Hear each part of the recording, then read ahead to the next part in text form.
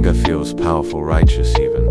It surges through the veins like fire, convincing us we're right and the world is wrong. But once it fades, what are we left with? Regret, shame, broken relationships, a clouded mind.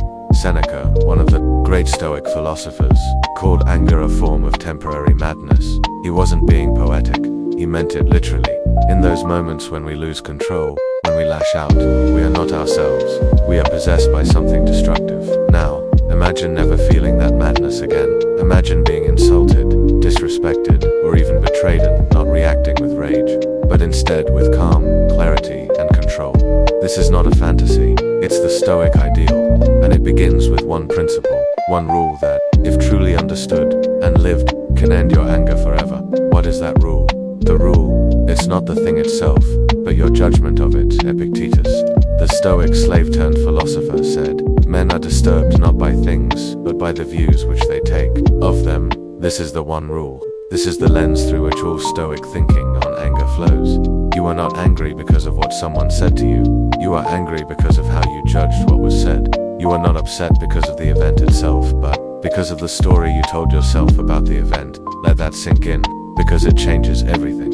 The root of anger, let's break it down. Anger doesn't arise out of nowhere. It's triggered by events, by people, by the world not aligning with our expectations. Someone cuts you off in traffic, your partner says something disrespectful, a co-worker steals credit for your work.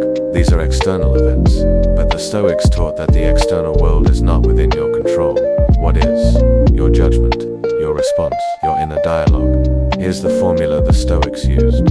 Event gives judgment, gives emotion. Modern psychology agrees. Cognitive behavioral therapy, CBT, a proven form of therapy rooted in Stoicism, follows the same model. You can't always control what happens to you, but you can control what you believe about what happens, and that belief shapes your emotional experience. If your judgment is impulsive, self-centered, or entitled, you'll feel anger. If your judgment is rational, detached, and aligned with nature, you'll feel peace. So, the first step in ending anger is realizing this. The cause of your anger is internal, not external. The delusion of control. Anger often comes from the illusion that we should be able to control everything. We think people should act the way we want. The weather should cooperate, the traffic should move, our boss should appreciate us, but none of that is guaranteed.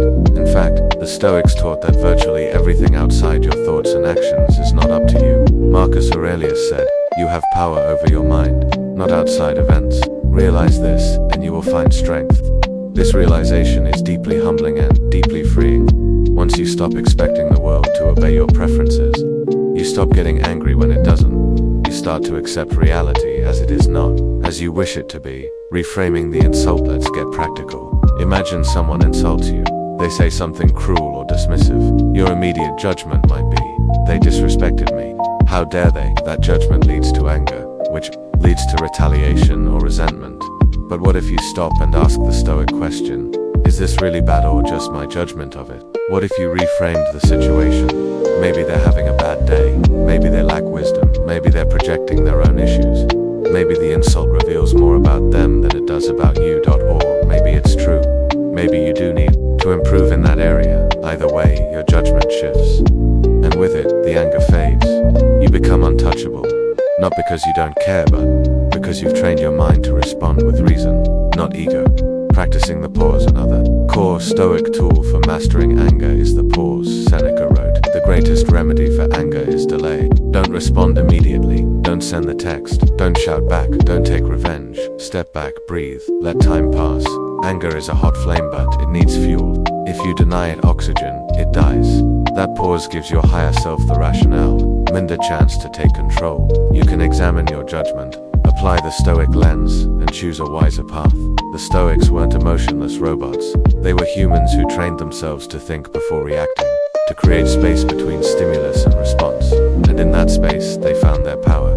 The role of ego in anger. Most anger is rooted in ego. Someone offends you, that's your ego taking it personally. Someone ignores your opinion, your ego feels diminished. Someone criticizes your work, ego strikes again. But the Stoic doesn't serve the ego, he serves reason. He doesn't inflate his own importance. He remembers that he is a small part of a vast, ever-changing universe, and most of what people say or do has nothing to do with him at all. Marcus Aurelius reminded himself daily, "You are just a soul carrying a corpse." That might sound dark, but it's liberating. If you are not your ego, not your reputation, your pride, your status, then what is there to defend? What is there to be angry about? Let it go. Let the world speak. Let fools mock. Let critics judge. You remain grounded. The training ground of daily life Stoicism is not just theory. It's a practice, a discipline, a way of training the mind daily, like an athlete trains the body. Every frustrating moment is a chance to apply the rule. It's not the thing, but my judgment of the thing. Your flight gets delayed. Good practice patience. Someone insults you. Good practice humility. You lose money. Good practice detachment. You're ignored. Good practice inner validation. Life becomes your dojo. Every event, a lesson. Every irritation, a drill. Every insult, a test of your mastery. The Stoic doesn't wait for peace to come. He cultivates it through practice moment by moment. Anger as a teacher. Sometimes anger arises before we can even think. A flash of rage, a spike of frustration.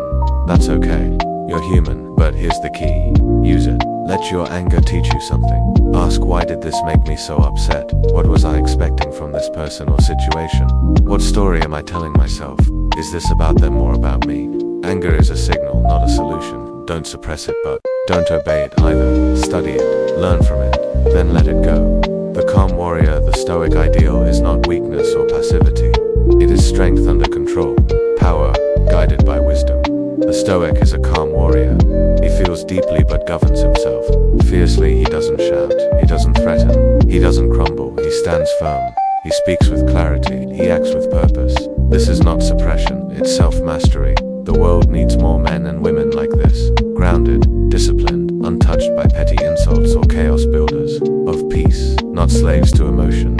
The freedom of forgiveness. One final Stoic tool. Forgiveness not for others, but for yourself. Because even with all this wisdom, you will still get angry, you will still lose your cool, you will still say things you regret. That's okay. Learn, reflect, improve. Marcus Aurelius wrote, "When you wake up in the morning, tell yourself that people I deal with today will be meddling, ungrateful, arrogant, dishonest, jealous, and surly. But I have seen the beauty of good, and the ugliness of evil, and have recognized that the wrongdoer has a nature related to my own." He didn't expect perfection, he expected challenge and trained for it. So forgive yourself, then get back on the path. Conclusion: choosing peace. Every day you don't need to become a monk. You don't need to retreat to the mountains. You just need to remember this one Stoic rule. It's not the thing itself, but your judgment of it. Every time you feel anger rising, pause. Ask yourself, what am I believing about this event? Is it rational? Is it helpful? Is it even true? Then shift the judgment. Reframe the story. Choose peace over pride, wisdom over reaction, mastery over madness. Because anger may feel powerful, but nothing is more powerful than the mind that no one can disturb, and that mind can be yours. If this resonated with you, make this a daily practice.